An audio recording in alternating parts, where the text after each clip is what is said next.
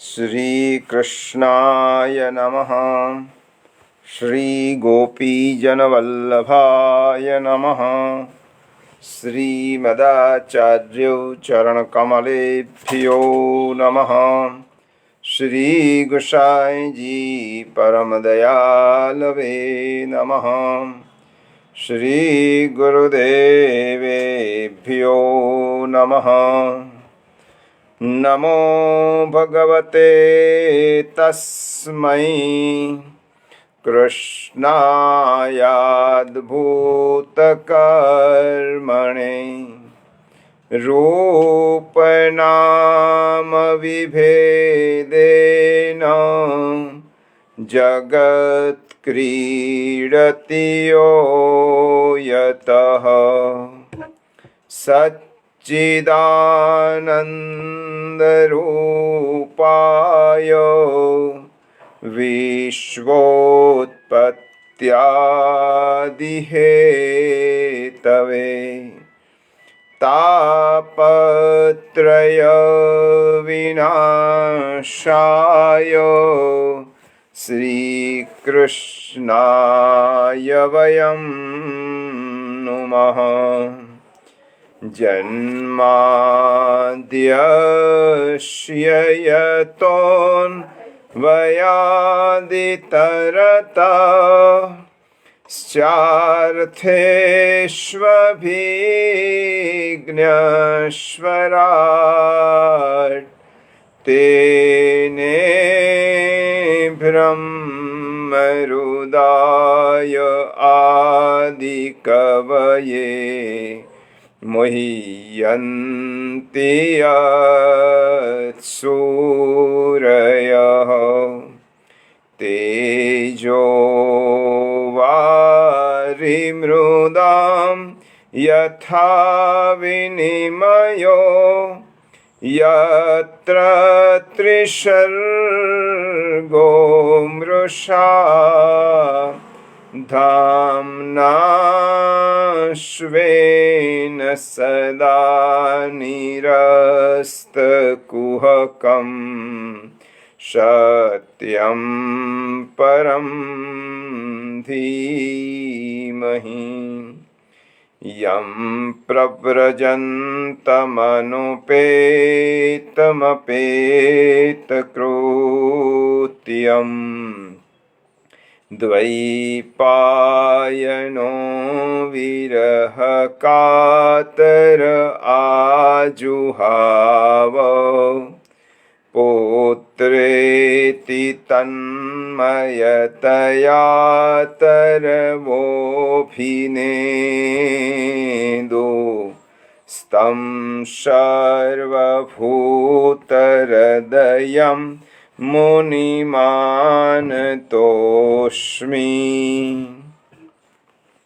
આપણે યમનાષ્ટકનો પારાયણ સાથે કરીશું। नमामि यमुनामहं सकलसिद्धिहेतुं मुदा मुरारिपदपङ्कज स्फुरदमन्दरेणुत्कटां तटस्थनवकानन प्रकटमोदपुष्पाम्बुनां सुरासुरसुपूजित स्मरपितुश्रियं बिभ्रत्यो कलिन्दगिरिमस्तके पतदमन्दपूरोज्ज्वला विलासगमनोल्लसत् प्रकटगण्डशैलोन्नता सघोषगतिदन्तुरा समधिरूढदोलोत्तमां मुकुन्दरतिवर्धनी जयति पद्मबन्धो सुतां भुवं भुवनपावनी मधिगतामनेकश्वनै प्रियाभिदिव सेवितां सुखमयूरहंसादिभिः तरङ्गभुजकङ्कणं प्रकटमुक्तिकावालुकां नितम्बतटसुन्दरीं नमतकृष्णतुर्यप्रियाम् अनन्तगुणभूषिते शिवविरञ्चिदेवस्तुते गणागणनिभेशदा ध्रुवपराशराभीष्टदे विशुद्धमथुरातटे सकलगोपगोपीवृते कृपाजलधिसंश्रिते मम मनः सुखं भावय यया चरणपद्मजा मुररिपो प्रियं भावुका समागमनतो भवत् सकलसिद्धिदासेवतां तया सदृशतामियात् कमलजासपत्नीवयत् हरिप्रियकलिन्दया मनसि मे सदा स्थीयतां नमोऽस्तु यमुने सदा तव चरित्रमत्यद्भुतं न जातु यमयातनां भवति ते पयःपानत यमोऽपि भगिनीसुतान् कथमुहन्ति दुष्टानपि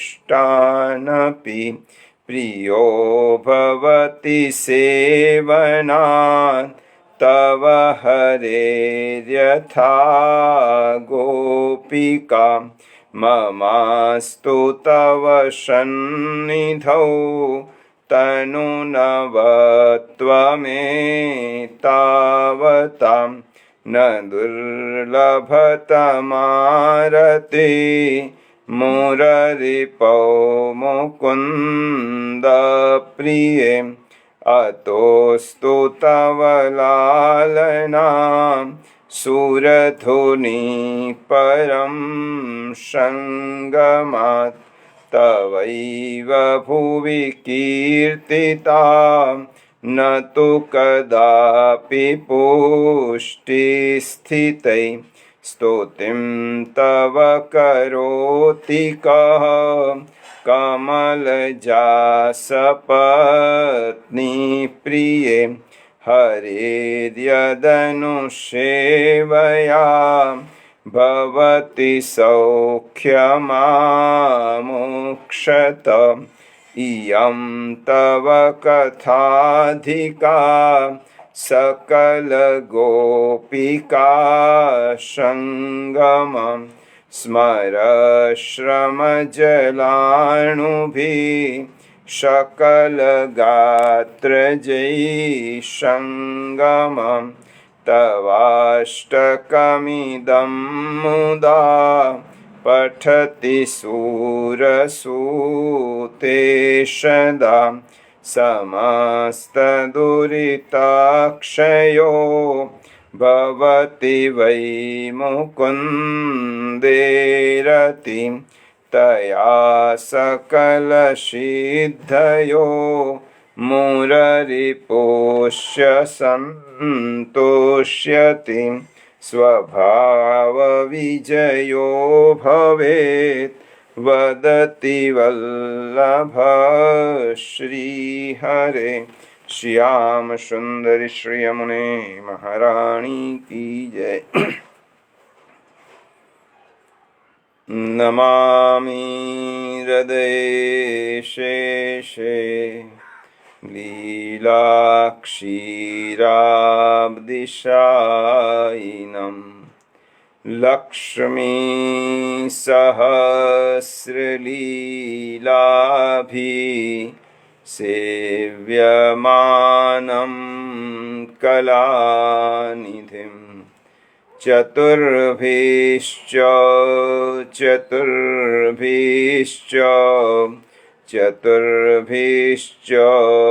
त्रिभिस्तथा षड्भिर्विराजते योऽसौ पञ्चधा हृदये मम। पञ्चधा हृदये मम। योऽन्तः प्रविश्य मम वाचमिमं प्रसुप्तां सञ्जीवयत्यखिलशक्तिधरस्वधाम्नाम् अन्यांश्च हस्तचरणश्रवणत्वगादीन् प्राणान्नमो भगवते पुरुषाय तुभ्यं। बोलिए श्री गोवर्धन नाथ की जय। श्री विठ्ठलेश्वराय की जय। श्री वल्लभाधीश की जय। श्याम सुंदरी श्री यमुने महारानी की जय। श्री गोसाई जी परम दयाल की जय। श्री गोकुल नाथ की जय। श्री हरिराय महाप्रभु की जय। श्री गिरिराधरण की जय।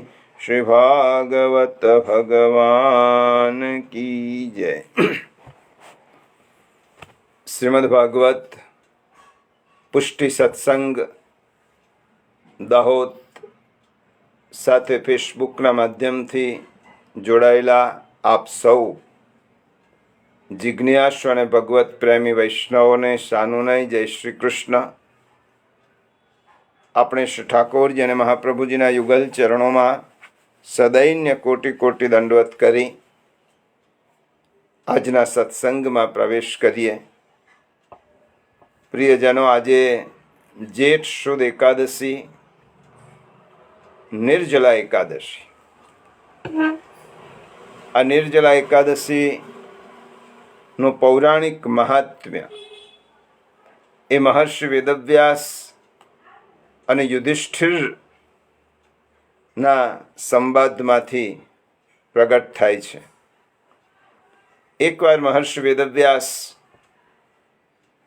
મહારાજે યુધિષ્ઠિર પાસે આવે છે।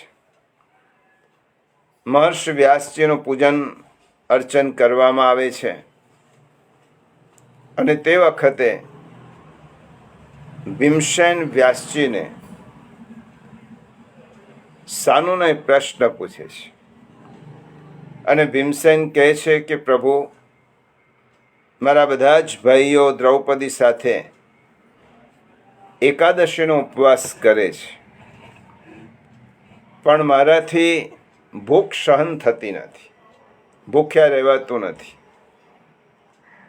કારણ કે ભીમના પેટમાં વૃક નામનો અગ્નિ હતો અને વૃક નામના અગ્નિને શાંત કરવા માટે એને અન્ન ખાવું જ પડે અને એ પણ પુષ્કળ પ્રમાણ। એટલા માટે ભીમસેનનું એક નામ છે વૃકોદર, જેના ઉદરમાં વૃક નામનો અગ્નિ છે। ત્યારે ભીમસેનની આ વાત સાંભળી અને મહર્ષિ વેદવ્યાસે કહ્યું કે શાસ્ત્રોમાં એકાદશીનું વ્રત કરવાની આજ્ઞા છે અને માણસ તરીકે વ્રત રાખવું જ જોઈએ, કારણ કે ઉત્તમ વ્રત છે। ભીમસેને કહ્યું કે અન્ન લીધા વગર જો વ્રત થતું હોય તો હું કરવા તૈયાર છું, પણ તેના માટે ભૂખ્યા રહેવું પડે એ મારી તૈયારી નથી. મહર્ષિ વેદવ્યાસજીએ કહ્યું, ભીમસેન, ઉપવાસ વગરનું વ્રત તો મુશ્કેલ છે. વ્રત આવે એટલે તેની સાથે ઉપવાસ જોડાય, કારણ કે ઉપ એટલે પાસે અને વાસ એટલે નજીક વસવું. જ્યારે આપણે ઉપવાસ કરીએ છીએ ત્યારે આપણા શરીરમાં આળસ પ્રમાદ ઓછા આવે છે.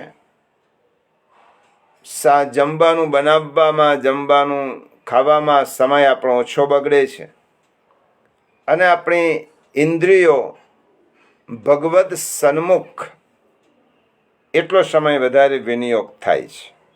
છતાં પણ તારી પરિસ્થિતિ હું જાણું છું, એટલા માટે તને કહું છું કે જેઠ માસમાં સૂર્ય વૃષભ રાશિમાં હોય અને શુક્લ પક્ષમાં જે એકાદશી આવે છે તે એકાદશીને નિર્જલા એકાદશી કહેવાય છે. અને એ નિર્જલા એકાદશી તું કરે તો તને 12 માસની એકાદશીનું ફળ પ્રાપ્ત થાય. સૂર્યોદયથી સૂર્યોદય પર્યંત, આગલા દિવસના સૂર્યોદયથી બીજા દિવસના સૂર્યોદય પર્યંત જે મનુષ્ય જલનો ત્યાગ કરે છે તેનું આ વ્રત પૂર્ણ થાય છે. અને આ વ્રતની સાથે દાન વગેરે કરવાથી, હરિનું પૂજન અર્ચન કરવાથી તમામ એકાદશીનું ફળ પ્રાપ્ત થાય છે. પરંતુ તેમાં વિશેષ રૂપે જલ ભરેલા ઘડાનું દાન કરવાનું મહાત્મ્ય વિશેષ છે. દેવદેવ ઋષિકેશ સંસારાર્ણવતારક ઉદકુંભ પ્રદાનેન નયમામ પરમામ ગતિમ. આજના દિવસે જલ ભરેલા કળશનું દાન કરવાનું વિશેષ મહાત્મ્ય પુરાણમાં દર્શાવ્યું છે. ભીમસેનના ગળે આ વાત ઉતરી. તેને નક્કી કર્યું કે આ એકાદશી હું અવશ્ય કરીશ. ત્યારથી અગિયારસ, ભીમ એકાદશી, પાંડવ એકાદશી અને વ્યાસજીએ તેને નિર્જલા એકાદશીનું નામ આપ્યું. પુષ્ટિમાર્ગીય ભાવ અનુસાર ભીમે જલ લીધા વિના એકાદશી કરી હતી, પરંતુ શ્રી કૃષ્ણ ભગવાનના કહેવાથી શ્રી યમુનાજીનું પયપાન કર્યું હતું. યમુનાજીનું પયપાન એ લૌકિક જલ નથી, એટલા માટે 11 શ્રી યમુનાજીનું પયપાન કરીને પણ કરી શકાય. હવે થોડો આધુનિક સંદર્ભ વિચારીએ તો માણસની પ્રાથમિક 3 જરૂરિયાત છે: અન્ન, જલ અને વાયુ. અન્ન વગર માણસ વધારે સમય રહી શકે, જલ વગર થોડો સમય રહી શકે, પણ વાયુ વગર તો થોડીક ક્ષણો પણ રહી શકાય નહીં. એટલે જેના વગર રહી શકાય એવા અન્નના ત્યાગને તમામ એકાદશીમાં મુખ્ય ગણ્યું છે. જેના વગર થોડો સમય રહી શકાય તેવી 11 એટલે જલ વગરની 11 વર્ષમાં એકવાર આવે, પરંતુ વાયુ વગરની 11નું વિધાન શાસ્ત્રમાં નથી, કારણ કે તેના વગર રહી શકાય નહીં. શ્રીમદ ભાગવતના 11 સ્કંદમાં ભગવાન પૂછે છે, મદર્થેર્થ પરિત્યાગો ભોગસ્ય ચ સુખસ્ય ચ. મારા માટે તે ભોગ અને સુખને કેટલું છોડ્યું. પ્રભુ પ્રીત્યર્થ ભોગ અને સુખના ત્યાગનો મહિમા એટલે એકાદશીનું વ્રત. બીજી વસ્તુ, આપણે જે વસ્તુ છોડીએ તેનું મહત્વ સમજાય. અન્ન છોડીએ તો અન્નનું મહત્વ સમજાય, જલ છોડીએ તો જલનું મહત્વ સમજાય, ઘર છોડીએ તો ઘરનું મહત્વ સમજાય. એટલા માટે વર્ષમાં તીર્થયાત્રાનું વિધાન છે, વ્રજવાસનું વિધાન છે, જલ વગરની 11નું વિધાન છે, અન્ન વગરની 11નું વિધાન છે. માટે વસ્તુ અને વ્યક્તિના મહત્વને સમજવા માટે થોડોક વખત તેના વગર કે તેનાથી વિમુખ રહેવું જોઈએ. એટલા માટે આ અગિયારસ જલનો મહત્વ સમજાવતી અગિયારસ છે, કારણ કે તેનું મહત્વ સમજાય એટલા માટે નિર્જલા એકાદશી છે. આધુનિક સંદર્ભમાં જોઈએ તો જળનું મહત્વ આપણે સૌએ સમજવું જરૂરી છે. પાણી એક જીવનની આવશ્યક વસ્તુ છે અને તેનું મહાત્મ્ય સમજીશું તો પાણીનો બગાડ અને જલનો બગાડ કરતા આપણે અટકીશું. તત જલાન, આ સૃષ્ટિની ઉત્પત્તિ જલમાંથી થઈ છે. જલ એ પંચમહાભૂત તત્વનું એક તત્વ છે અને ઠાકોરજીની સેવા કે ભગવાનની પૂજા અર્ચનામાં બીજી સામગ્રી ઓછી હોય તો ચાલે, પણ જલ વગર પુષ્ટિમાર્ગીય સેવા એ વિચારવી પણ શક્ય નથી.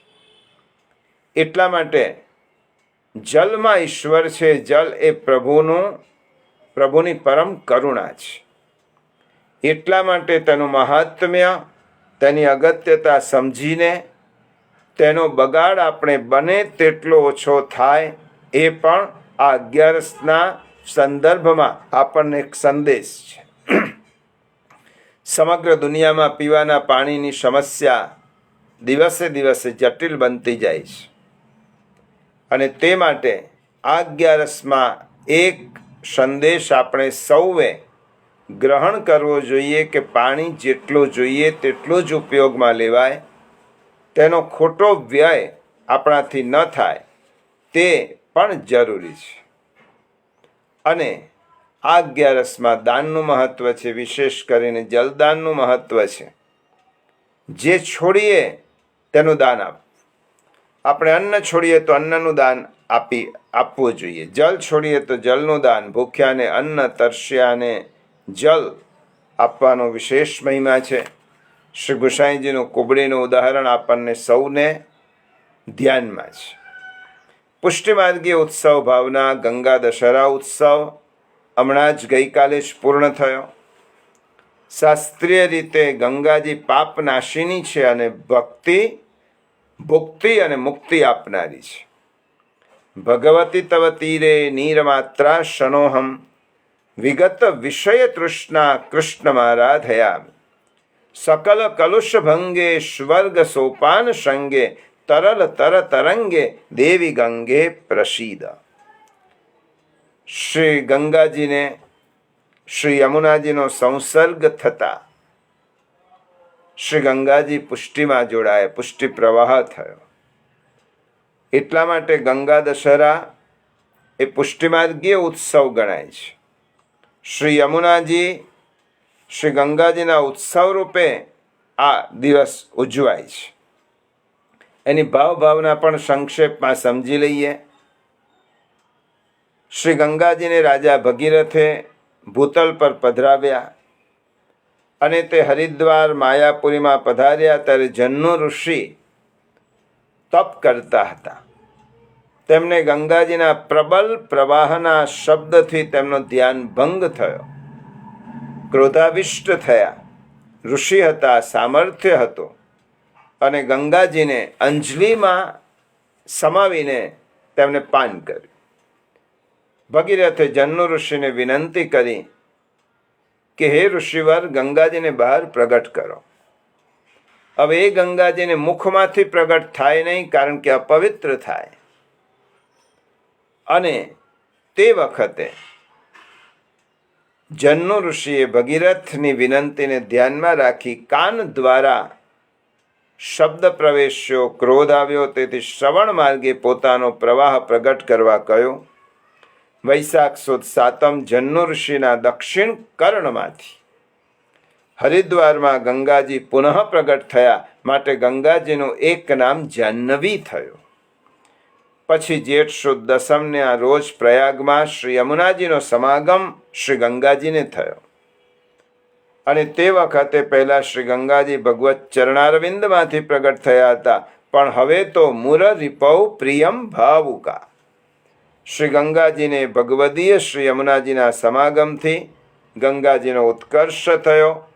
સેવન કરે તેને સિદ્ધિનું દાન આપનારા થયા. હવે ભાવપૂર્વક જે ગંગામાં સ્નાન કરે તેને ગંગાજી ભક્તિનું દાન પણ કરનારા થયા, કારણ કે પ્રભુ પ્રિય થયા. આપણે ત્યાં જેઠ સુદ પૂનમ સ્નાન યાત્રા જ્યેષ્ઠાભિષેકનો ક્રમ આવે છે અને તેનું પણ પુષ્ટિમાર્ગમાં અદકેરું મહત્વ છે.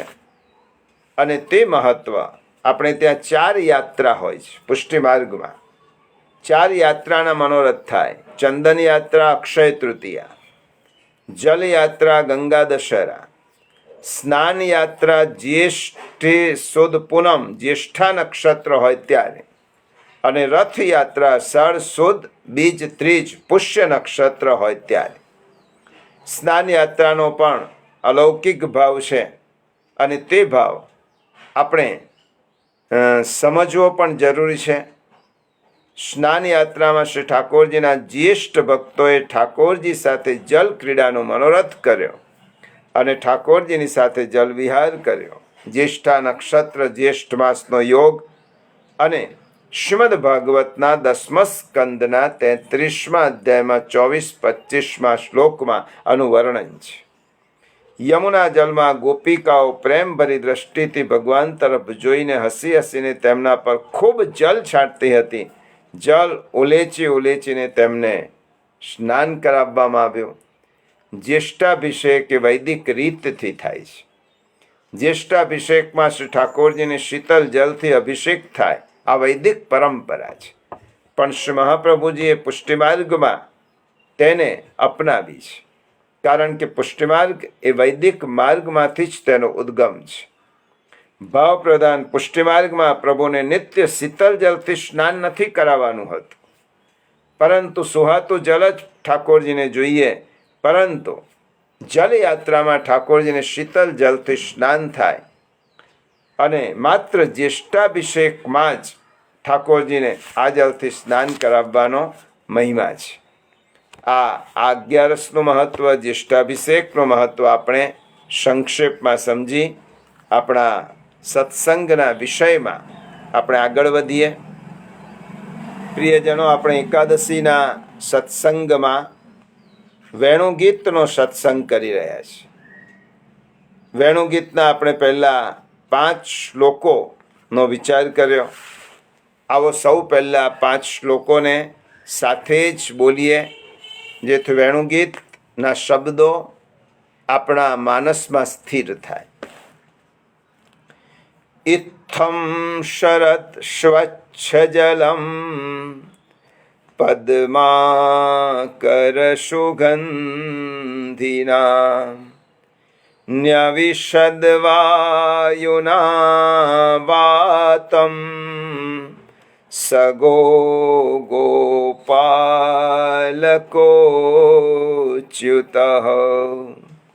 કુસુમિતવનરાજીસૂક્ષ્મિભૃંગ દ્વિજકુલજુષ્ટસરસરિન્મહિંગ્રમ મધુપતિરવગય્યચારયન્ગા સહ પશુપાલબલશ્ચુકુજવેણું તદવ્રજસ્ત્રિયાશ્રિત્ય વેણુગીતમ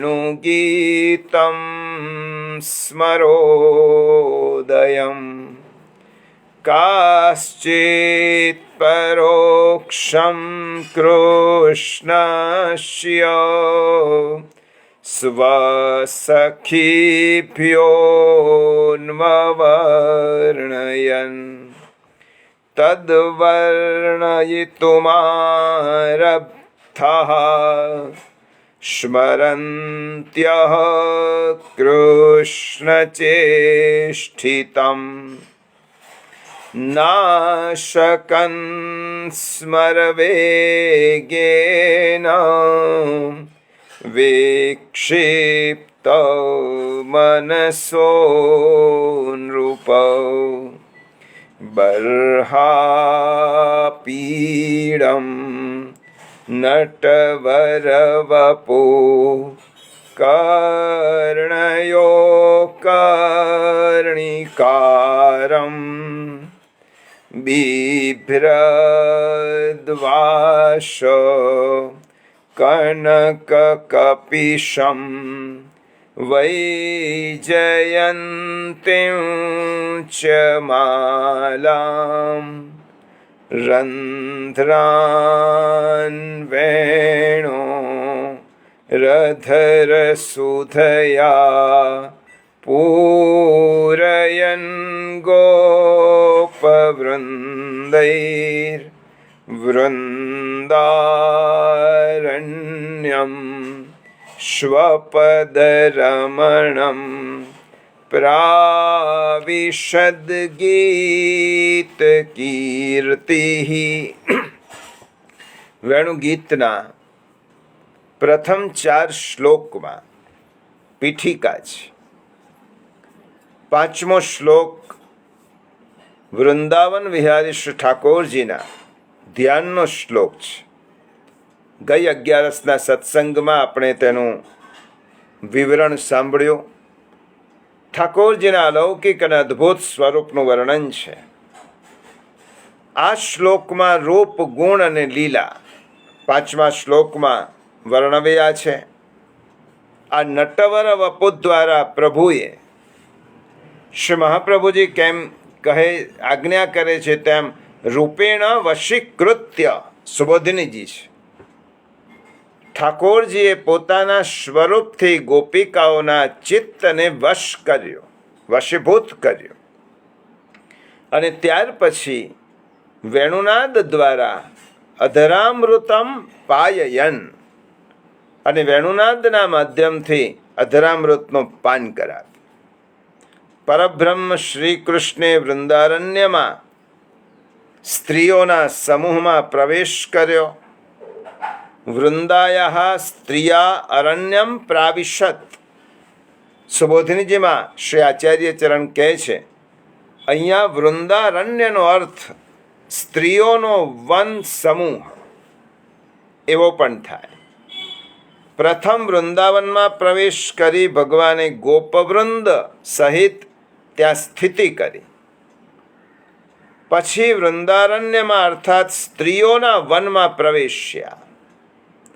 ત્યારબાદ વેણુનાદ દ્વારા વ્રજસ્થિતા ગોપાંગનાઓના ભાવને ઉદ્દીપન કરીને તેમનામાં વિપ્રયોગાત્મક સ્વરૂપે પ્રભુએ પ્રવેશ કર્યો. આમ અહીં વૃંદાવન શબ્દથી ત્રિવિધ સ્થાનોનો ઉલ્લેખ કર્યો છે. પહેલું વૃંદાવન એટલે વૃંદાવનની પવિત્ર ભૂમિ.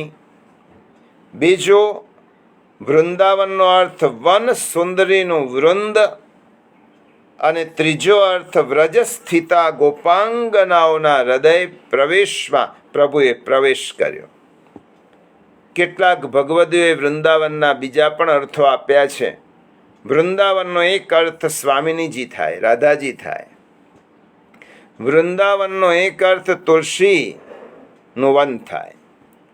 વૃંદાવનનો ત્રીજો અર્થ સ્ત્રીજનોનો પરિકર થાય. અને વૃંદાવનનો ચોથો અર્થ ભક્તોનું અંતઃકરણ થાય. આવી રીતે ભગવદીઓએ વૃંદાવન શબ્દના જુદા જુદા અર્થ પ્રગટ કર્યા છે.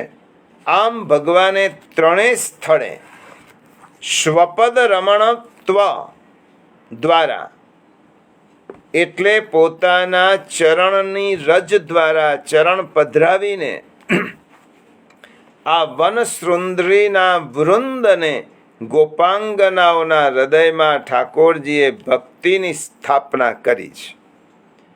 એટલા માટે શ્રી મહાપ્રભુજી કહે છે, ધર્મ સ્થાપન માહ ગોપવૃંદય સહેતી. માત્ર ભક્તિનું જ સ્થાપન નહીં, પણ ધર્મ વગેરે 4 પુરુષાર્થોની પણ ભગવાને સ્થાપના કરી છે. સ્વપદ રમણમ અને ગોપવૃંદૈ પદો દ્વારા ભક્તિ અને ધર્મની સ્થાપના કરી છે તેવું દર્શાવ્યું છે. અને ગીત કીર્તિ પદ દ્વારા બાકી રહેલા 3 પુરુષાર્થ કામ, અર્થ અને મોક્ષનું પ્રતિપાદન કર્યું છે. બરહાપીડ શ્લોકના મુખ્ય અર્થનો સાર તો વેણુનાદ જ છે. તેથી સ્વરૂપ અને લીલા બંને વેણુનાદમાં જ પ્રતિષ્ઠિત થવાથી બીજી લીલાઓ ગૌણ છે. સ્વરૂપ લીલા અને વેણુનાદમાં વેણુનાદ જ મુખ્ય છે. તેથી જ ગોપાંગનાઓએ વેણુનાદના વર્ણનનો આરંભ કર્યો છે. તેનું નિરૂપણ હવે પછીના શ્લોકમાં 6થા શ્લોકમાં કર્યું છે. આજે આપણે 6 અને 7 શ્લોક સત્સંગમાં સમજવાના છે. 6થા શ્લોકનો આપણે પારાયણ કરીએ. અનુષ્ટુપ છંદમાં છે, સાદો શ્લોક છે. ઇતિ વેણુરવમ રાજન સર્વભૂત મનોહરમ શ્રુત્વા વ્રજ સ્ત્રિય સર્વા વર્ણયંત્યોભિરે ભિરે. એનું સમશ્લોકી આમ વેણુશ્વરો રાજન સર્વ પ્રાણી મનોહર સાંભળી વ્રજ સ્ત્રી સર્વે વર્ણવે ધારતી ઉર. વ્રજ ભાષામાં પણ કવિઓએ સુંદર વર્ણન કર્યું છે. વશીકરણ પ્રાણીન સકલ સુતિ મુરલી રણકાર વ્રજવનિતા વર્ણન કરત લહહી રમણ રસસાર.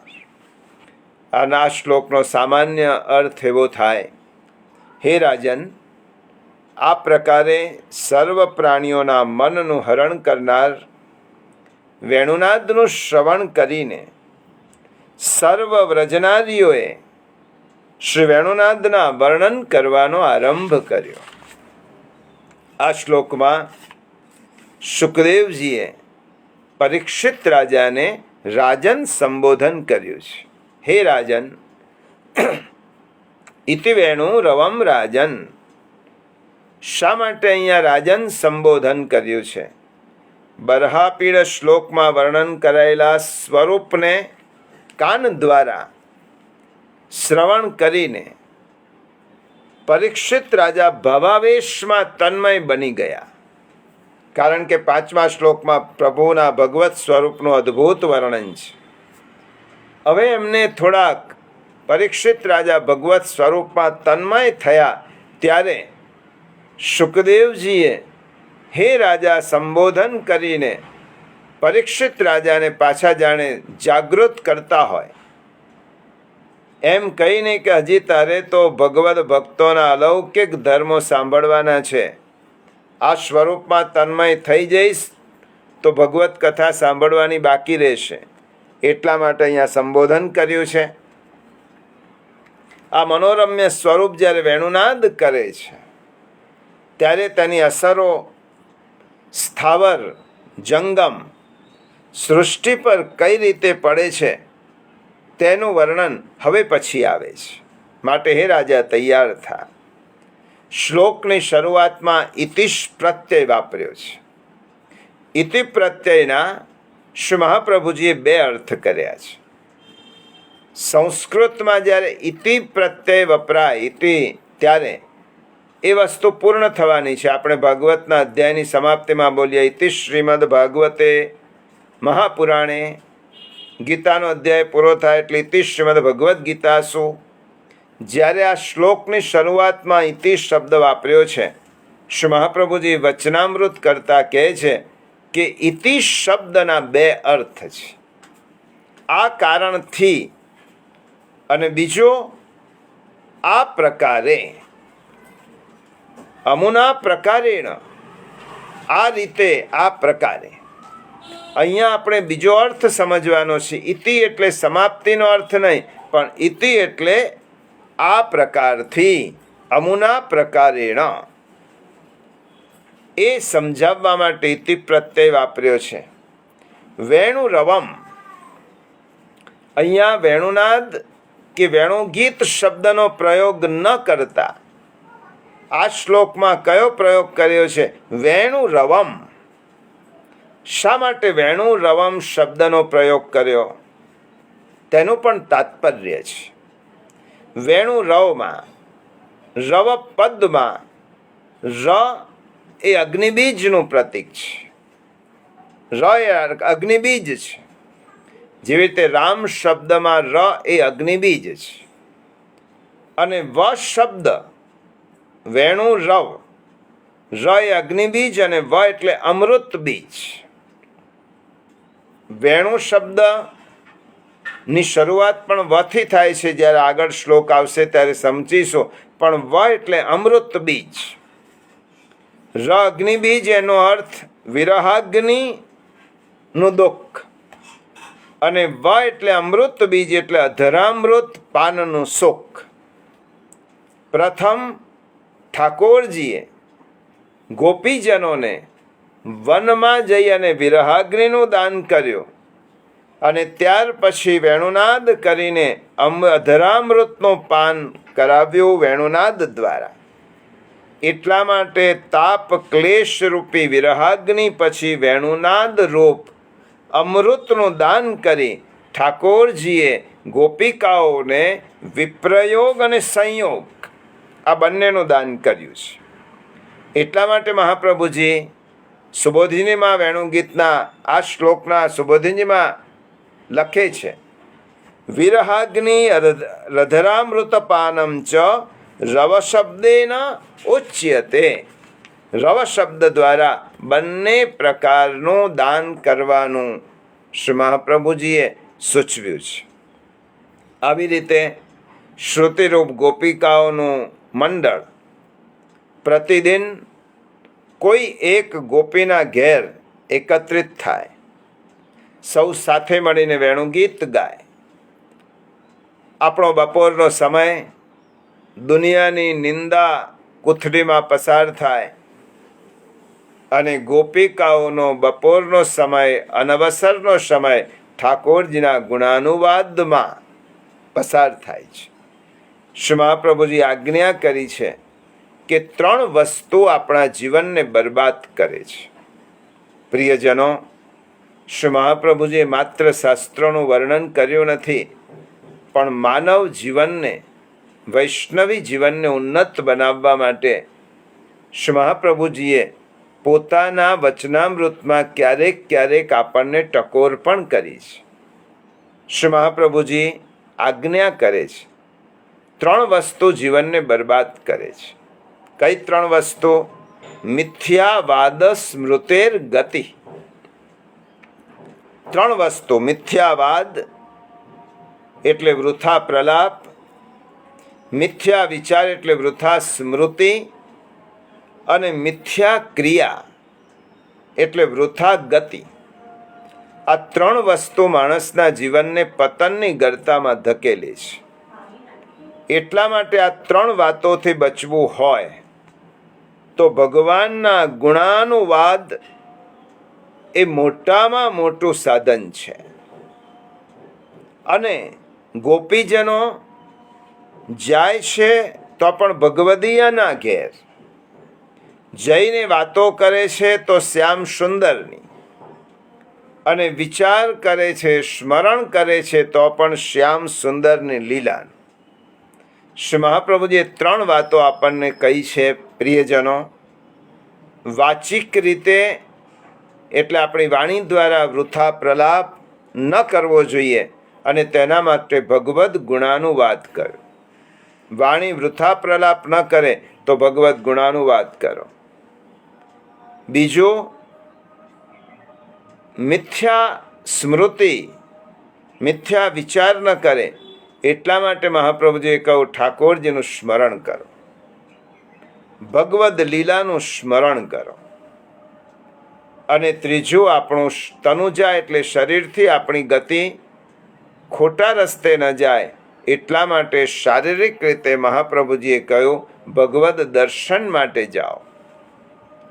વૃથા ગતિ, વૃથા લાપ અને વૃથા સ્મૃતિ આ 3 છોડવા જોઈએ, અને ગોપિકાઓએ તે આપણને શીખવાડ્યું છે.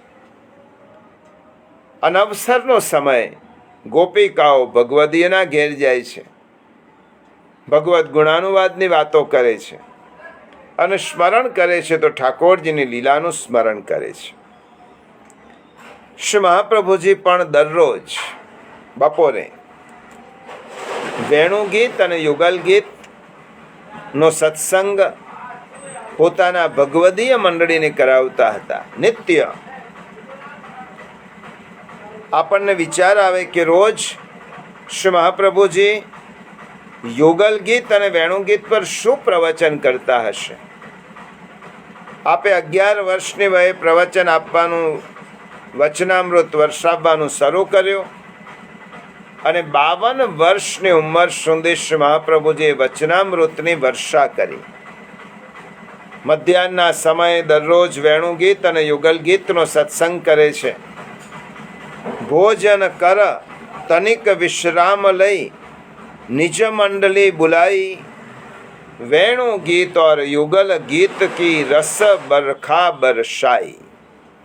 આમાં વેણુગીતના 13 શ્લોકો, વેણુગીતના આમ તો 21 પણ 13 શ્લોકો એ વેણુગીતના મુખ્ય શ્લોકો છે અને યુગલ ગીતના 13 યુગલ. આપણને એમ થાય કે શ્રી મહાપ્રભુજી રોજ રોજ વેણુગીત પર કયો સત્સંગ કરતા હશે. મોટાઓ પાસેથી આનો ખુલાસો સાંભળ્યો છે. શ્રી વલ્લભ કુલના વિદ્વાન બાળકો પાસેથી આનો ખુલાસો મળ્યો. શ્રી ભાગવતજીમાં તો શરદ ઋતુના એક જ દિવસના વેણુનાદનું વર્ણન છે. મોહનજીની મુરલી તો પ્રતિદિન નૂતન સ્વરો પ્રગટાવે છે અને નૂતન વેણુગીત વાગે છે.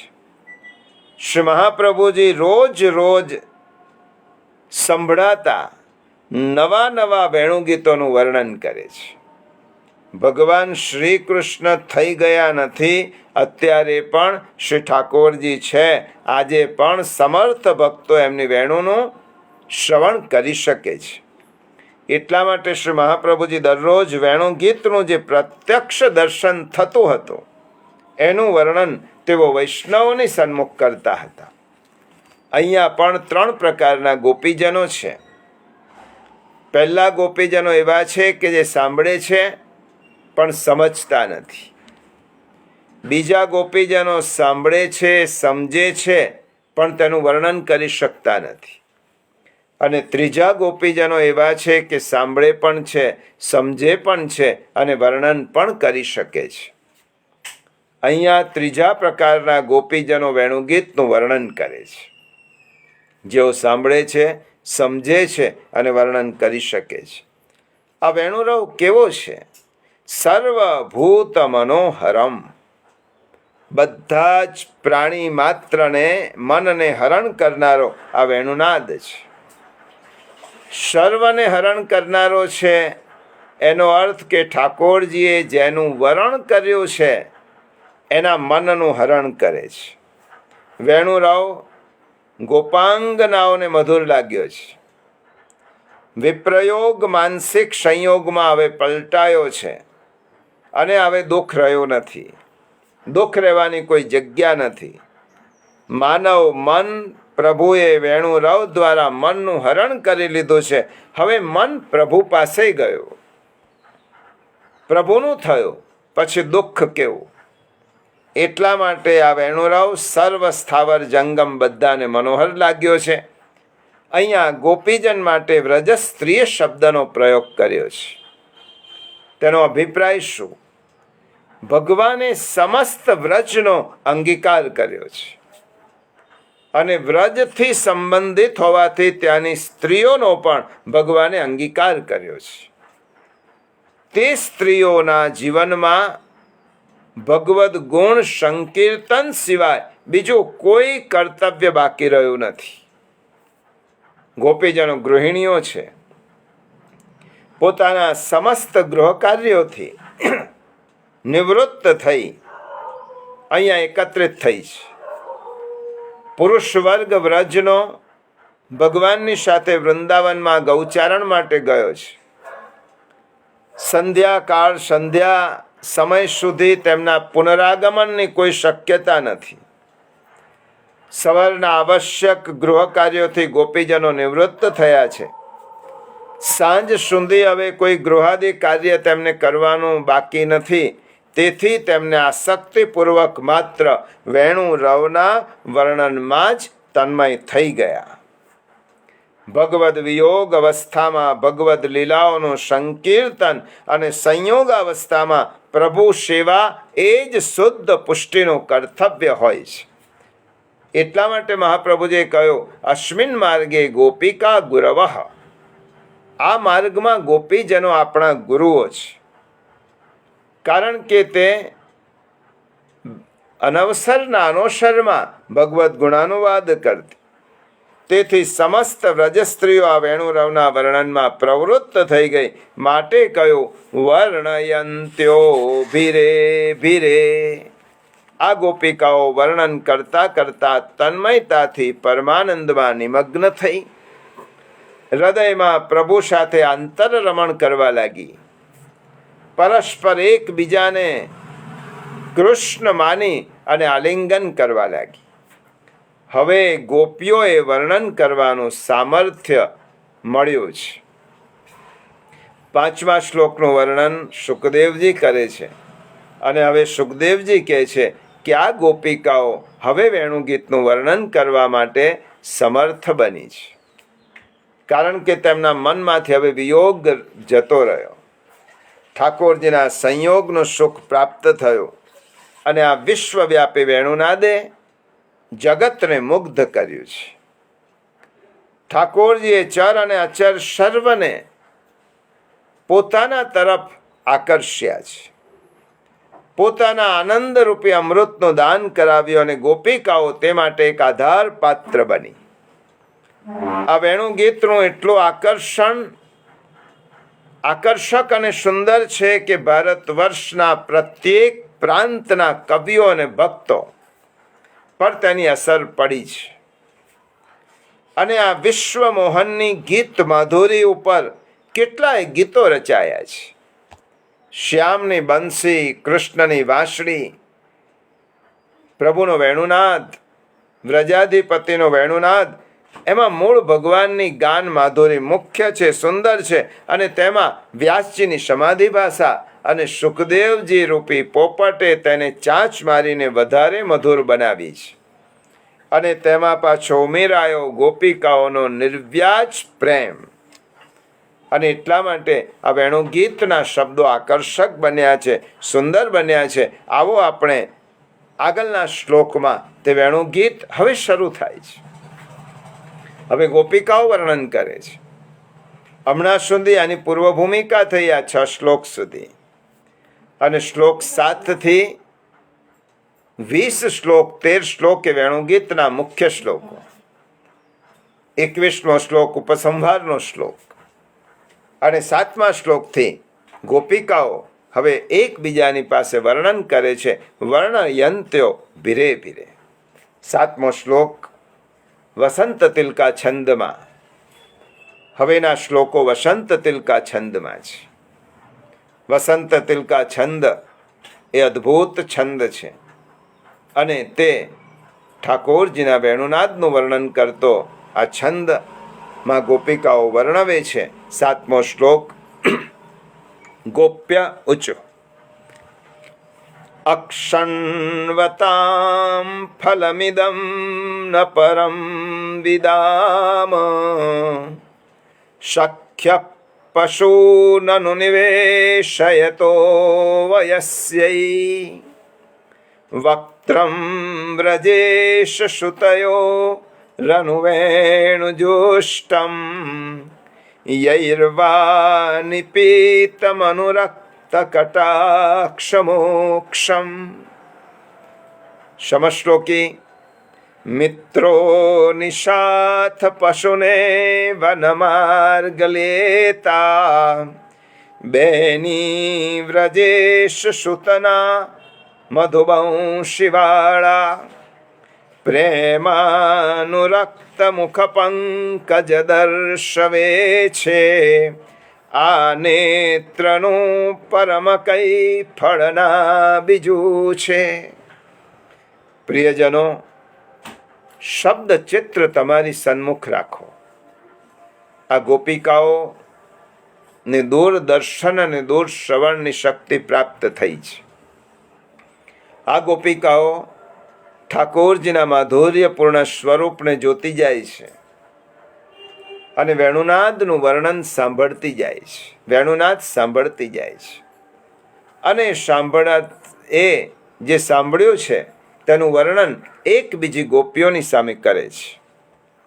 વ્રજ ભાષામાં કહ્યું છે, ગ્વાલ સખા સહલાલ વ્રજેશ કે આવહી યાવન ધેનુ ચરાને વેણુ વિભૂષિત વા મુખ કી છબી નૈન અબૈન જો કૈસે બખાને રાગ ભરી તિરછી જો ચિતૌની તે પાન કિયો जिन भान बुलाने या बड़ भाग्यनी आँखनी को सखी ताहिनी नाहिनी और महाफल जाने. આમાં ખૂબ સુંદર વાત કરી છે. સખ્ય એટલે સખીઓ, પશુનાનું પશુઓની પાછળ, વયસ્ય એટલે સમાન વયના ગોપાળો સાથે, ગોપ બાળો સાથે, નિવેશયત પશુઓને વનમાં પ્રવેશ કરાવતા વ્રજેશ સુતયો હો, વ્રજના સ્વામી નંદરાયજીના બંને પુત્રોનો અનુવેણુ વેણુવાદન પરાયણ અનુરક્ત કટાક્ષ મોક્ષ અનુરાગ અને કામ ભાવવાળા નેત્ર કટાક્ષો થઈ રહ્યા છે. તે હું વક્ત્ર એટલે મુખ, જેમના વડે, યય એટલે જેમના વડે, ભુષ્ટમ એટલે પ્રીતિપૂર્વક સેવન કરાયેલું છે તે અક્ષણવતામ નેત્રો ધરાવવા વાળાઓનું નિપીતમ પાન કરાયેલું ઇદમ આ ફળ પરમ એટલે મોક્ષ, તેનાથી બીજો મોક્ષ અમે જાણતા નથી. સરળ શબ્દનો અર્થ આવો થાય. હે સખીઓ, ગોપિકાઓ વર્ણન કરે છે, સખીઓ પોતાના વ્રજબાલ મિત્રો સાથે પશુવૃંદને વનમાં ચરવા લઈ જતા શ્રી વ્રજરાજ નંદરાયના બંને પુત્રોના વેણુનાદ કરી રહેલા અને અનુરાગ પ્રેમ ભર્યા કટાક્ષો કરતા મુખ કમલનું જેમને દર્શન અને પાન કર્યું છે તેવા ઇન્દ્રિયધારી અથવા નેત્રધારીઓનું આ રાજકુમારોનું દર્શન એ જ મોટામાં મોટું ફળ છે. આ આનંદની સામે મોક્ષનો આનંદ પણ અમને મામૂલી લાગે છે, અમને તુચ્છ લાગે છે, એવું અમે જાણીએ છીએ.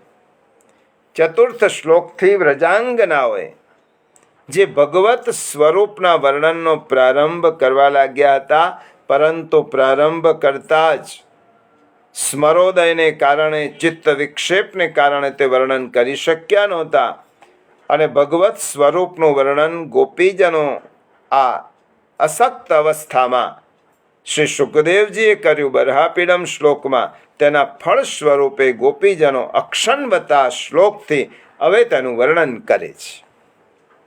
આ શ્રુતિરૂપા ગોપિકાઓ છે, સાક્ષાત વેદની શ્રુતિઓ છે અને તે અવતાર ધારણ કરીને વ્રજમાં પધાર્યા છે. તેઓ એકબીજાને સંબોધન કરે છે, સખ્ય, હે સખીઓ. આ સંબોધનનો અર્થ એ થાય, સમાનશીલમ વ્યસનેષુ સખ્ય.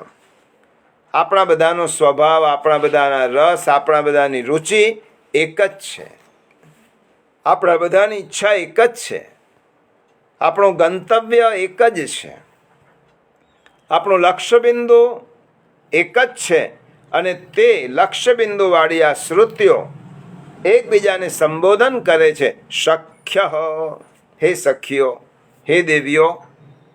ભગવાને ઇન્દ્રિયો આપી તો તેનું ફળ હોવું જ જોઈએ. આપણને ભગવાને 5 કર્મેન્દ્રિય, 5 જ્ઞાનેન્દ્રિય આપી તો તેનું ફળ શું? શા માટે ભગવાને આપી હશે? ત્યારે અક્ષન શબ્દના 2 અર્થ થાય, એક ઇન્દ્રિય અને બીજો નેત્ર. ભાગવતમાં પુરંજન આખ્યાન આવે છે અને તેમાં અક્ષણવત પદ એ ઇન્દ્રિયવાનનું સૂચન કરે છે. અહીંયા અક્ષણવતામ એટલે 11 ઇન્દ્રિયોવાળાનું અથવા આંખો ધરાવવાવાળાઓનું ફળ શું? ભગવાને આંખ, કાન, નાક, હાથ કેમ આપ્યા? દુનિયામાં મળેલી તમામ વસ્તુઓનો કોઈને કોઈ ઉપયોગ હોય છે. તે વાત જુદી છે કે આપણે તેનો સાચો કે સારો ઉપયોગ કરતા નથી, ખોટો ઉપયોગ કરીએ છીએ. મળેલા તમામ સાધનો કોઈ સિદ્ધિ માટે તત્પર હોય છે.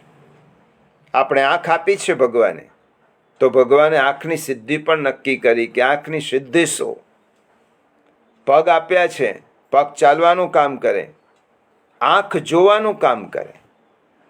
પગ ચાલવાનું કામ કરે છે, ચાલવાનું કઈ દિશામાં એ આપણે નક્કી કરવાનું છે. ક્યાં જવાનું છે તે આપણે નક્કી કરવાનું છે. મંદિરમાં જવાનું કે મદિરાલયમાં જવાનું એ આપણે વિચારવાનું છે. આંખનું કામ જોવાનું છે, પણ શું જોવું તે નક્કી કોણ કરશે?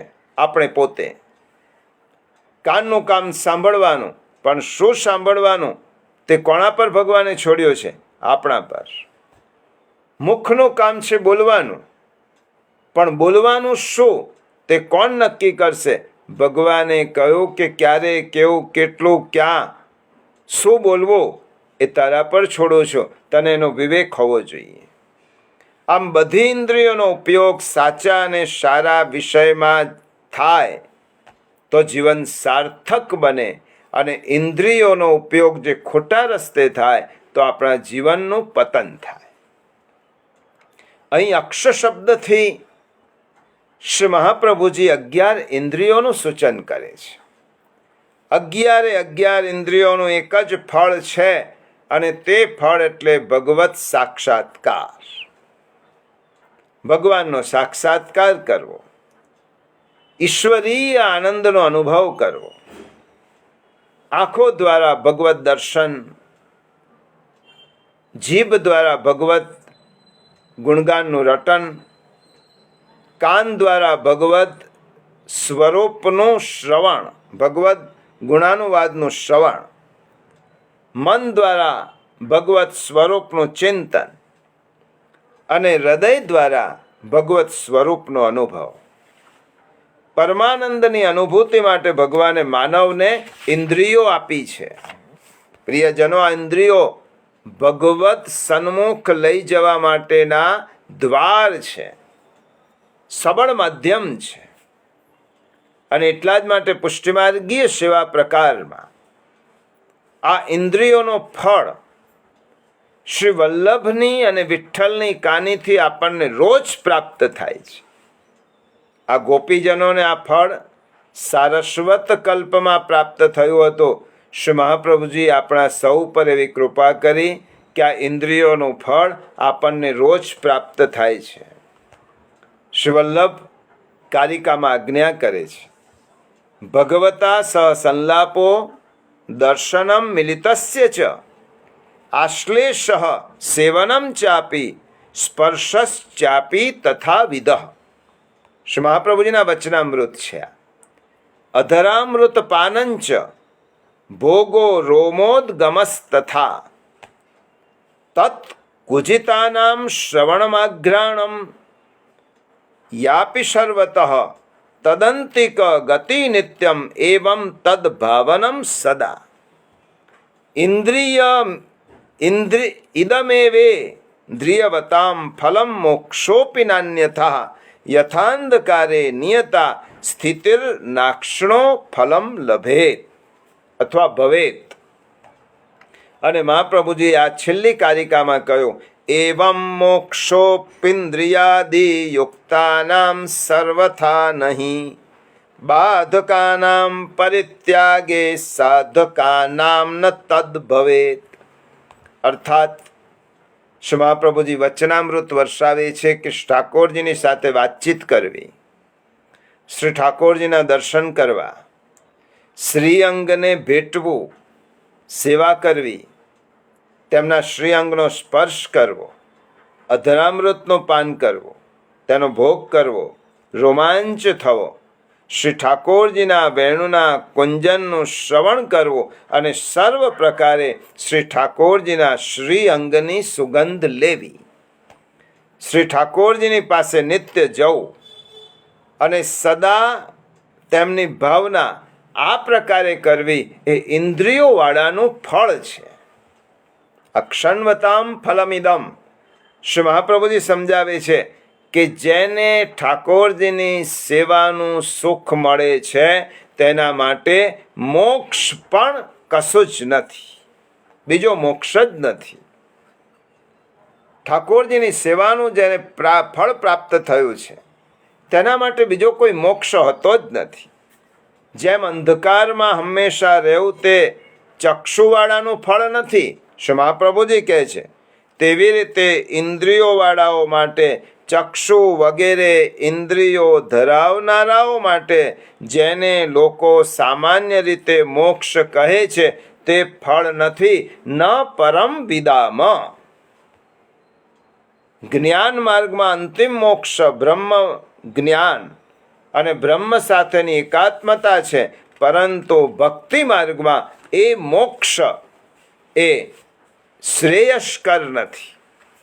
મહાપ્રભુજીએ કહ્યું, દયારામભાઈએ પણ ખૂબ સુંદર વાત કરી છે કે જ્ઞાનીનું સુખ એવું જાણો, પાદ આશે છેદાવે શિશ. શિશ છેદ્યા પછી મુકુટ ક્યાં ધારે, સહુ મૂર્ખ કો મનન વિચારે. જળને તો શો જળપાનનો સ્વાદ, જન જુદો રહી માણે આહ્લાદ, સેવો શ્રી કૃષ્ણ કૃપા. દયારામભાઈ કહે છે કે જલ જો જલમાં મળી જાય તો જલનો આસ્વાદ માણી શકાતો નથી. એવી રીતે મુક્તિમાં ભગવાનની સાથે મળી જઈએ તો ભગવદ સ્વરૂપનો અને ભગવદ ગુણાનુવાદનો કે ભગવદ વેણુનાદના શ્રવણનો આસ્વાદ કેવી રીતે માણી શકાય? માટે પુષ્ટિમાર્ગીય વૈષ્ણવ માટે મુક્તિ એ ભગવદ દર્શન જ છે, બીજી કોઈ નહીં. આ વાત ન પરમ વિદામ પદથી કહી છે. મોક્ષ વગેરે સાયુજ્યાદિ ફળની ભાવના અહીંયા નથી, પણ દરેક ઇન્દ્રિયો દ્વારા શ્રી ઠાકોરજીના રસનો આનંદ લેવો એ પુષ્ટિમાર્ગીય મોક્ષ છે. માટે તો ચિત્ત સ્વામી જેવા અષ્ટસખા પોતાના પદમાં ગાય છે. ચિત્ત સ્વામી શું કહે છે? અહો વિધના તોપે અચરા પસારી માગો, જન્મ જન્મ દીજે યાહી બ્રજ બસવો. અહીર કી જાતિ સમીપ નંદ ઘર, ધરી ધરી ઘનશ્યામ હેર હેર હસવો. દધી કે દાન મિશ व्रज की विथन में झक जोरन अंग अंग को परसवो. चित स्वामी श्री गिरधर श्री विठ्ठल संग शरद रैन रस रास को विलसवो. चित स्वामी आ पदमा शू कहे छे? हे प्रभु, हे विधाता, हूँ तारी पासे जोड़ी फैलावीने मागू छूं, पालव पाथरीने मागू छूं के मने व्रजमां ज जन्म आपजो, આહિર જાતિમાં જન્મ આપજો. હું જ્યાં રહું ત્યાં પાસે નંદાલય હોય અને ધારી ધારીને હું નંદ નંદનના વારંવાર દર્શન કરી શકું. વ્રજની સાંકળી ગળીઓ ગલીઓમાં માથા ઉપર મટોકી મૂકી અને હું જ્યારે દહીં વેચવા જાઉં ત્યારે શ્યામ સુંદર મને ગલીમાં મળી જાય અને મારી પાસે લડી લડી અને દહીં અને યાચના કરતા હોય અને શ્રી ગુસાઈજીની કૃપાથી મને રાસનું ફળ પ્રાપ્ત થાવ, આવું હે વિધાતા હું આપની પાસે માગું છું. આંખની કૃતાર્થતા શામાં છે? અક્ષણવતામ ફલમિદમ. આંખની કૃતાર્થતા ભગવત દર્શનમાં છે. ગોપિકાઓ કહે છે, વક્ત્રમ વ્રજેશ શ્રુતયો, વ્રજરાજના બે પુત્રોનું એક મુખ નું દર્શન એ આંખનું ફળ છે. હવે આપણને પ્રશ્ન થાય જિજ્ઞાસુ વૈષ્ણવ તરીકે કે આપણા પ્રિય પ્રાણપ્રિય તો ઠાકોરજી છે, અને ગોપિકાઓએ અહીંયા એવું કેમ કહ્યું કે વ્રજરાજના 2 પુત્રોનું મુખ? શ્રી મહાપ્રભુજી જન્મ પ્રકરણના સુબોધનીજીમાં આ શંકાનું નિરસન કરે છે. શ્રી મહાપ્રભુજી જન્મ પ્રકરણની પ્રથમ અધ્યાયની કારિકામાં આજ્ઞા કરે છે, અતોનું શયનમ વિષ્ણોર બલભદ્રેણ નાત્મનઃ એકવત પ્રોચ્યતે કૃષ્ણો દ્વિવલ્લોકૈ પ્રતીયતે. વિષ્ણુનું અનુશયન બલભદ્ર રૂપે છે, પુરુષોત્તમ રૂપે નથી. કૃષ્ણ અને બલભદ્ર એક જ કહેવામાં આવે છે, પણ લોકમાં તે 2 રૂપે દેખાય છે. શ્રી મહાપ્રભુજી આની સ્પષ્ટતા કરી જન્મ પ્રકરણમાં. વક્ત્રમ વ્રજેશ શ્રુતયો પદમાં માત્ર શ્રી કૃષ્ણનું જ મુખારવિંદ સમજવાનું છે. બલભદ્રમાં તો શ્રી કૃષ્ણનો આવેશ છે. શ્રી કૃષ્ણના મુખારવિંદમાં બલભદ્રનું મુખારવિંદ આવી જાય, કારણ કે બલરામજીમાં ભગવદાવેશ છે. માટે વક્ત્રથી શ્રી કૃષ્ણનું મુખ કયો? વક્ત્ર એક વચનમાં કહ્યું છે, વક્ત્રવ કયું નથી. શ્રી ઠાકોરજી શ્રી કૃષ્ણ અને બલરામજી 2 વાપર્યા ખરા પદ, વ્રજ સુતયો વ્રજેશ સુતયો, પણ વક્ત્ર કોનું? એક મુખારવિંદ. કારણ કે ઠાકોરજીના મુખારવિંદમાં શ્રી બલભદ્રજીનું મુખારવિંદ આવી જાય છે, સમાવિષ્ટ છે. આ શ્લોકમાં ગોપીજનોના નિર્ગુણ અને સગુણ 2 ભેદ કયા છે. જે ભક્તો બધી જ 11 ઇન્દ્રિયોથી ભગવદ સ્વરૂપાનંદના ભોગને જ ફળ માને છે તે નિર્ગુણ છે, અને જે માત્ર ચક્ષુઓ દ્વારા શ્રીમુખનું સેવન પાન અને અનુરાગપૂર્વક કટાક્ષો કરે છે તે સગુણ ભક્ત છે. અક્ષણવતામ ફલમિદમ, આ જ મુખનું દર્શન એ આપણી આંખોનું પરમ ફળ છે. આ દર્શન જેને થયો તેની આગળ મુક્તિ પણ તુચ્છ છે. આંખોની સફળતા કઈ? વિષય દર્શનમાં નહીં, પણ વિભુના દર્શનમાં છે.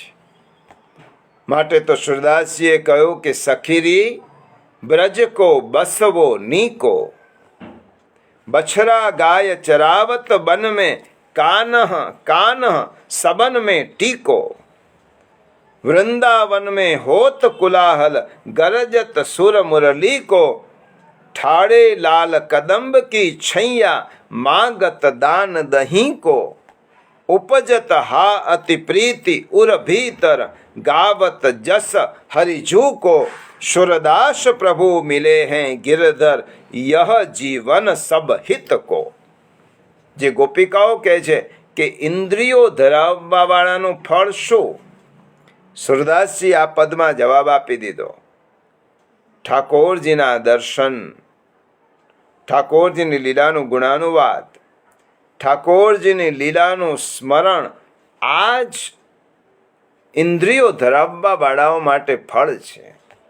મિલવો નૈનન ही को नी को, नंद के लाल हमारे जीवन और जगत सब फीको. સુરદાસજી કહે છે કે નૈનન ही को नी को, આંખોનું સુંદર દર્શન કયું? તો માત્ર શ્યામ સુંદરના દર્શન. આમ ભગવદ દર્શન જેને માટે સર્વસ્વ છે તે ગોપિકાઓ કહે છે ન પરમ વિદામહ, એટલે મોક્ષ તો અમારા માટે ખાટી છાસ જેવું છે અને ભગવદ દર્શન ઘી જેવું છે. નંદજીના લાલ શ્રી કૃષ્ણને નેત્રોથી મળવું એ અમારું સૌભાગ્ય છે. જેને એકવાર કાન કુંવરની ઝાંખી થઈ ગઈ એને આખું જગત ફીકું લાગે. એટલા માટે ભજનમાં કહ્યું, રંગ લાગ્યો કનૈયા મને તારો, જગત બધું ઝાંખું દિશે. એ મદન મોહનલાલની માધુરી મૂરત માણ્યા પછી જગતમાં માણવા જેવું કશું બાકી રહેતું નથી. પછી તો નંદલાલ આંખોનો વિષય રહેતા નથી, એ પ્રત્યેક ઇન્દ્રિયોનો વિષય બની જાય છે. જેના જીવનની વૃત્તિ અને કૃતિ ઠાકોરજી બની જાય એ એની ઇન્દ્રિયોનું ફળ છે. દર્શન એમનું, સ્મરણ એમનું, શ્રવણ એમની કીર્તિનું. એ નંદલાલ જાણે જીવન બની જાય. અક્ષણવતામ ફલમિદમ ન પરમ વિદામ. ગોપી કહે છે કે આ શ્યામ સુંદરના નેત્રો ભરી દર્શન કરવા અને હંમેશા એમને નેત્રોમાં સમાવી લેવા એ જ ઇન્દ્રિયોની સાર્થકતા છે. જાણે ગોપિકાઓની વાતને સંત કબીરે ઝીલી લીધી હોય. કબીર ગોપિકાઓના દાસ હતા. એકવાર કબીરની સામે કોઈએ વખાણ કર્યા એમના કે તમારો પ્રેમ અદ્ભુત છે પ્રભુ માટે. ત્યારે કબીરે શું જવાબ આપ્યો? કબીરા કબીરા ક્યા કરો, જાઓ જમુના કે તીર. એક ગોપી કે પ્રેમ में બહ ગયે લાખ કબીર. તમે કબીરા કબીરા શું કરો છો? ગોપીને જુઓ, એક ગોપીના પ્રેમમાં તો લાખો કબીરોનો પ્રેમ પણ ઓછો પડે. એ કબીરે કહ્યું કે આ ગોપીઓ શું કહે છે? નૈનો કી કરી કોટરી, પુતલી પલંગ બિછાય, પલકો કી ચિકડારી કે પિયો કો લિયા રિઝાય. આંખોને કોટરી કરો અને આંખોની એ ઓરડીમાં શ્યામ સુંદર રૂપી હીરાને છુપાવી લો. નૈનો કી કરી કોટરી, પુતલી પલંગ બિછાય, પલકો કી ચિકડારી કે પિયકો લિયા રિઝાય. આ ગોપિકાઓ કહે છે અક્ષણવતામ, આંખોનું આ જ ફળ છે, આ જ એની સિદ્ધિ છે. એ સિવાય જોવા લલચાતી આંખો એ આંખ નથી, એ માત્ર રાફડા છે. અદ્વૈત સિદ્ધાંતના આચાર્ય શંકર પણ કહે છે પ્રભુ હે કૃષ્ણ મમ ભવતો કૃષ્ણોક્ષ વિષય. મોક્ષ માર્ગના આચાર્ય, જ્ઞાનના અદ્વૈતના આચાર્ય શંકર પણ કહે હે કૃષ્ણ આપ મારી આંખોનો વિષય થાઓ, કારણ કે તો જ મને આંખનું ફળ મળે. દ્વૈતમાં જ દર્શનનું સુખ છે અને મિલનનું માધુર્ય છે. આંખોનું ફળ તે જ છે કે જેમાં હરિદર્શન થાય, તેમજ શરીરની સર્વ ઇન્દ્રિયો રોમાંચિત થાય. પ્રિયજનો, અન્યાશ્રયના સિદ્ધાંતને જરા સૂક્ષ્મ રીતે સમજીએ. આ શ્લોકના માધ્યમથી આપણે અન્યાશ્રય એટલે શું સમજી બેઠા છે? આપણે અન્યાશ્રય એટલે એમ જ સમજીએ છીએ કે બીજા દેવનો પ્રસાદ લેવો. અન્યાશ્રય એટલે બીજા દેવની સ્તુતિ કરવી. આટલો સ્થૂળ અર્થ અન્યાશ્રયનો નથી. અન્યાશ્રયનો સૂક્ષ્મ અર્થ એ છે કે આપણી પ્રત્યેક ઇન્દ્રિયોનો વિષય પ્રભુ જ બનતા હોય તો આપણો અનન્યાશ્રય થાય. પણ એક પણ ઇન્દ્રિયથી આપણો વિષય જો બીજું કોઈ બનતું હોય તો આપણો અન્યાશ્રય થાય, અનન્યાશ્રય નહીં. સેવા કરતાં કરતાં આપણા મનમાં સાંસારિક વિચારો ચાલતા હોય તો એ આપણો અન્યાશ્રય છે. આંખ દ્વારા હરિદર્શન સિવાય બીજા વિષયોમાં દ્રષ્ટિ જાય તો આપણો અન્યાશ્રય છે. આપણે આપણા સેવ્ય સ્વરૂપ ઠાકોરજી સન્મુખ બેઠેલા છે કે મંદિરમાં જઈને ઠાકોરજીની ઝાંકી કરીએ છીએ અને આપણા મનમાં જો બીજો વિચાર પ્રવેશી ગયો તો સમજવાનું શ્રી મહાપ્રભુજી એને અન્યાશ્રય કહે છે. કાન દ્વારા ભગવત શ્રવણ સિવાય અન્ય સાંભળવા માટે મન ખેંચાય. દાખલા તરીકે આપણે કથા કે સત્સંગ સાંભળીએ છીએ અને બાજુમાં બેઠેલી બેન બીજા કોઈ બેનની નિંદા કરે છે અને આપણા કાન ત્યાં ખેંચાય તો સમજવાનું કે આપણા કાને અન્યાશ્રય કર્યો છે. મુખ દ્વારા હરિકીર્તન કે ભગવદ્ ગુણાનુવાદ સિવાય અન્યની સ્તુતિ થાય તો સમજવાનું કે આપણી જીભે અન્યાશ્રય કર્યો છે, આપણા મુખે અન્યાશ્રય કર્યો છે. મન દ્વારા હરિચિંતન સિવાય અન્યનું ચિંતન થાય તો સમજી લો કે મનનો અન્યાશ્રય છે. ટૂંકમાં આપણી પ્રત્યેક ઇન્દ્રિય પ્રભુ સન્મુખ હોય તો જ અનન્યતા સિદ્ધ થાય છે. અને એટલા જ માટે યાદ કરાવી દો, શ્રીમદ ભાગવતમાં 9મા સ્કંદમાં જ્યાં હરિ ભગવાનના ભગવદીઓની લીલાનું ગાન કર્યું છે, તેમાં અંબરીશ રાજાનું ચરિત્ર છે. અંબરીશ પરમ ભગવદીય હતા અને શ્રીમદ ભાગવતના શ્લોકો આપણને આપણી સેવા પદ્ધતિ કેવી રીતે અસરકારક બનાવવી તે સમજાવે છે. અંબરીશ રાજાનું વર્ણન કરતા સુખદેવજી કહે છે, શવૈ મન કૃષ્ણ પદારવિંદયોર વચાંશિ વૈકુંઠ ગુણાનુવર્ણને કરૌ હરેર મંદિર માર્જના દિશો શ્રુતિમ ચકારાચ્યુત સત્કથોદય.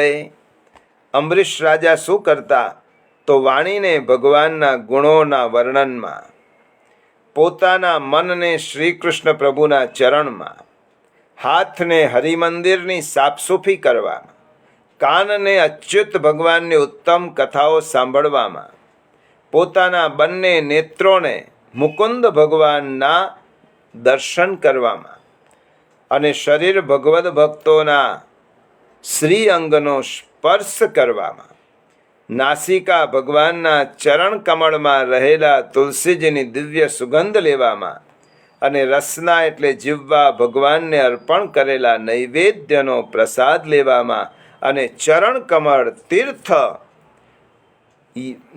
પદયાત્રા કરવામાં અને મસ્તક ભગવદ ચરણ કમળોમાં વંદના કરવા માટે વાપરતા આવા અંબરીશ રાજાનું વર્ણન શ્રીમદ ભાગવતમાં કર્યું છે.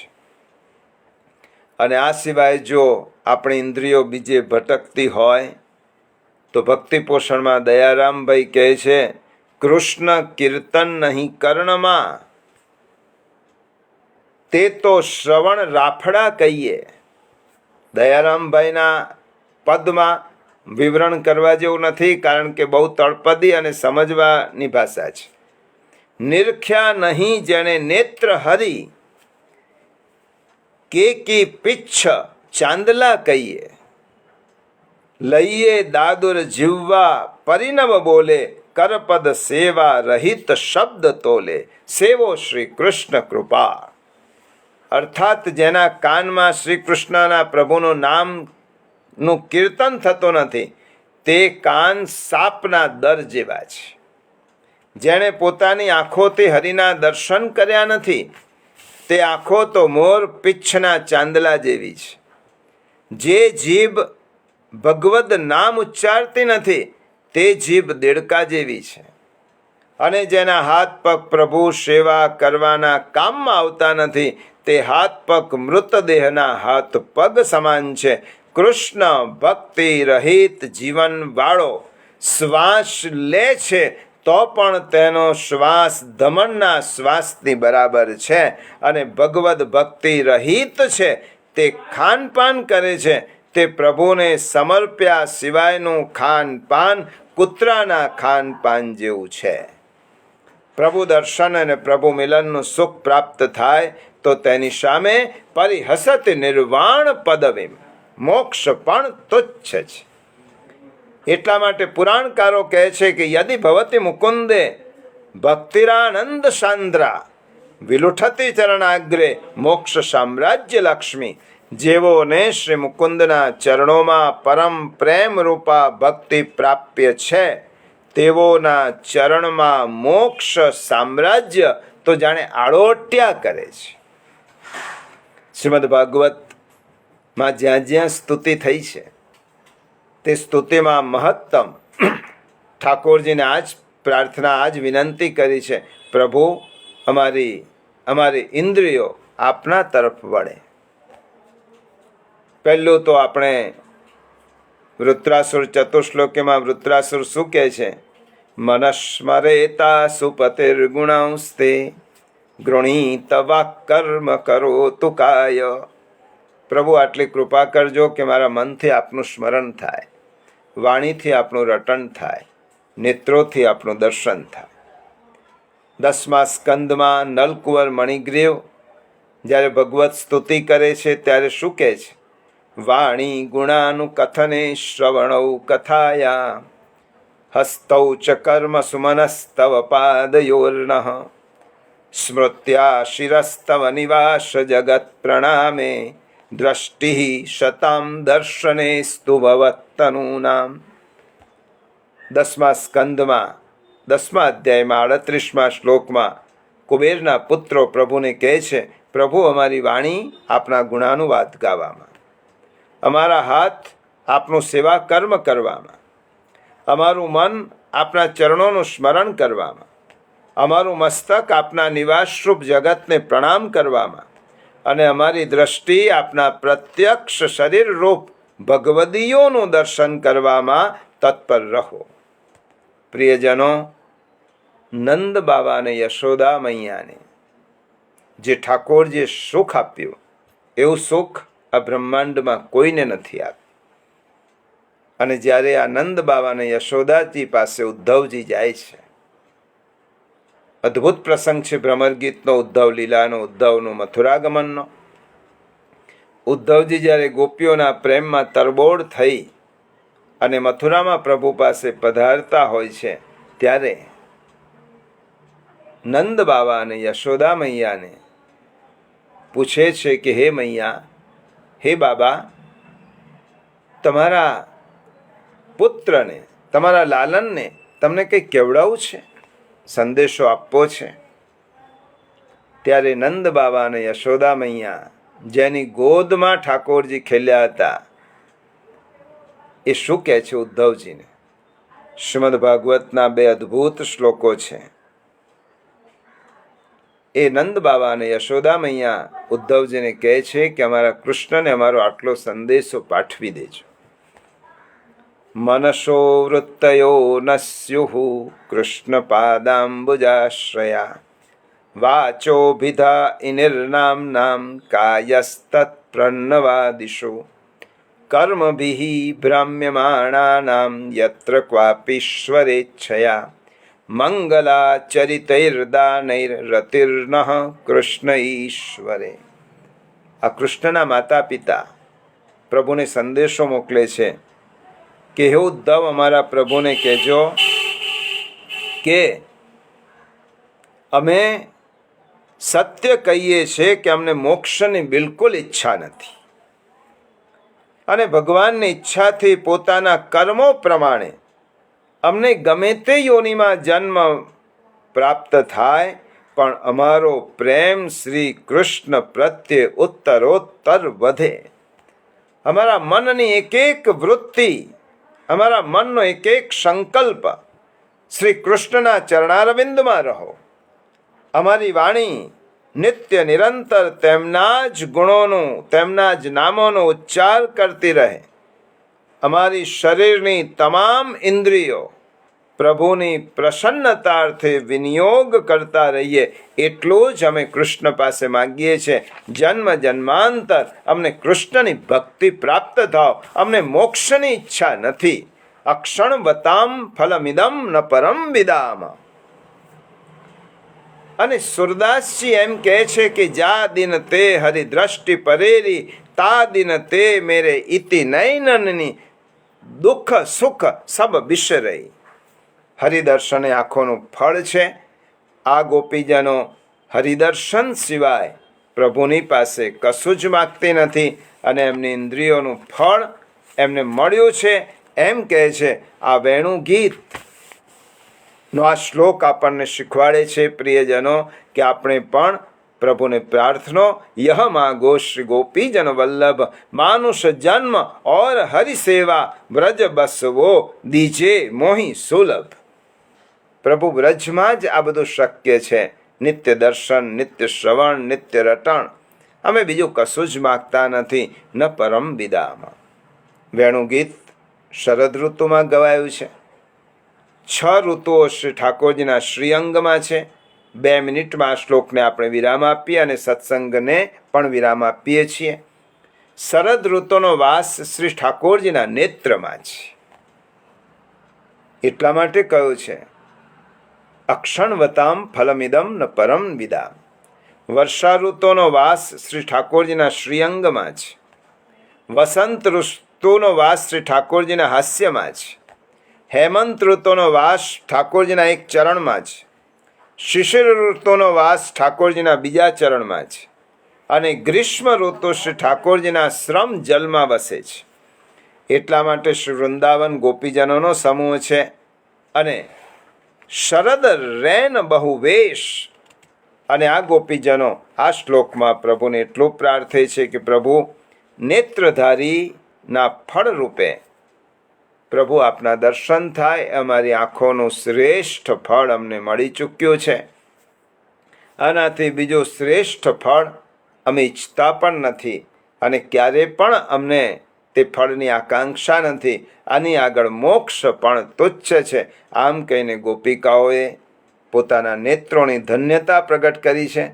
આ ગોપિકાઓ એક ગોપી બીજીને કહે છે, હરી સખી જો તો ખરી ઠાકોરજીના સ્વરૂપનું કેટલું સુંદર છે અને તેમનું વેણુનાદનું શ્રવણ કેટલું મનોરમ્ય લાગે છે. અક્ષણવતામ ફલમિદમ ન પરમ વિદામ. આવા પ્રભુ નંદનંદનને વ્રજ વિહારીના ચરણોમાં આપણે કોટી કોટી દંડવત કરીએ અને પ્રભુને પ્રાર્થના કરીએ કે આ ગોપીજનોને જેવું સુખ પ્રાપ્ત થયું તેવું સુખ અમને પણ પ્રાપ્ત થાવ. પરંતુ પ્રિયજનો, શ્રી વલ્લભ અને વિઠ્ઠલની કાનીથી રોજ આપણને ઠાકોરજીના શ્રી અંગની સેવાનું સુખ પ્રાપ્ત થાય છે અને તેનાથી મોટું કશું જ સૌભાગ્ય હોઈ શકે નહીં. એ વૈષ્ણવ પર વલ્લભની પરમ કૃપા છે. તે કૃપાને આપણે મસ્તક પર ચડાવીએ અને આ શ્લોકને અહીંયા જ વિરામ આપીએ. આવતી 11 આગળના શ્લોકનો વિચાર કરીશું. ત્યાં સુધી આપણે આ શ્લોકનું મનન રટણ અને મનમાં વાગોળ્યા કરીશું. આપ સૌને ગંગા દશરાની, નિર્જલા એકાદશીની અને જ્યેષ્ઠાભિષેક સ્નાન યાત્રાની ખૂબ ખૂબ મંગલ કામનાઓ સાથે અહીંયા જ આપણે આ સત્સંગને વિરામ આપીએ. દ્રઢ ઈન ચરણ કેરો ભરોસો, દ્રઢ ઈન ચરણ કેરો. શ્રી વલ્લભ નખ ચંદ્ર છટા બિન, સબ જુગમાં ચુવંધેરો ભરોસો. દ્રઢ ઈન ચરણ કેરો. સાધન और नहीं कली में, जाशु होय निवेरो. सूर कहाँ कहे द्विविध आंधरो, बिना मूल को चेरो भरोસો. દ્રઢ ઈન ચરણ દ્રઢ ઈન ચરણ દ્રઢ ઈન ચરણ કેરો. શ્રી વલ્લભાધીશ કી જય.